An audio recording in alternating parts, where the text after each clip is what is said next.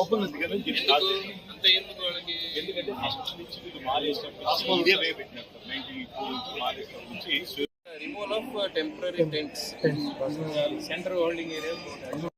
మహాశివరాత్రి బ్రహ్మోత్సవాలు శ్రీశైలంలో మొదలైంది. సో భక్తులకి అన్ని సౌకర్యాలు కలిగినట్టు బందోబస్తు స్కీమ్ అరేంజ్ చేయడం జరిగింది. సో శివరాత్రి రోజు పాగాలంకరణ అది దృష్టిలో పెట్టుకొని ఆ రోజు స్పెషల్ బందోబస్తు వేసుకోవడం జరుగుతుంది. సో ఈ రోజు నుంచి దాదాపు 30 నుంచి 40 వేలు భక్తుల్ని మనం ఎక్స్పెక్ట్ చేస్తున్నాము. దాని తగ్గట్టు బందోబస్తు వేసుకున్నాము. శివరాత్రి ముందు రోజు, శివరాత్రి రోజు దాదాపు 2000 మందితో బందోబస్తు అరేంజ్ చేయడం జరుగుతుంది.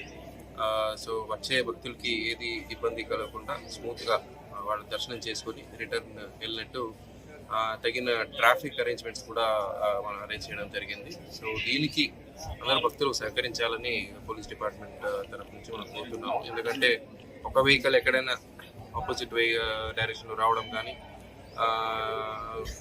ఎక్కడైనా అవసరం లేని ప్లేసెస్లో పార్కింగ్ పెట్టడం జరిగితే కానీ ట్రాఫిక్ జామ్ జరిగే ఆస్కారం ఉంటుంది. సో అవన్నీ జరగకుండా ఉండడానికి పబ్లిక్ కోఆపరేషన్ కూడా మాకు చాలా అవసరం.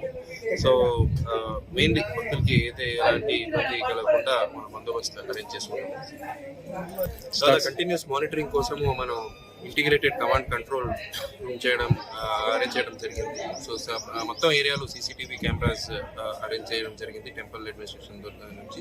సో అలాగే అన్ని డిపార్ట్మెంట్స్ మధ్యలో కోఆర్డినేషన్ ఉండడానికి మన కంట్రోల్ రూమ్ నుంచి పోలీస్ డిపార్ట్మెంట్తో పాటు టెంపుల్ అథారిటీస్, తర్వాత R&B, తర్వాత ఎడ్యుకేషన్ అందరూ కన్సర్న్ ఆల్ డిపార్ట్మెంట్స్ అందరూ అక్కడ మెడికల్ ఉంటారు, మెడికల్ హెల్త్ వాళ్ళు కూడా ఉంటారు. అలాగే మన స్నాన ఘాట్లు ఏమున్నాయో అక్కడ కూడా ఎలాంటి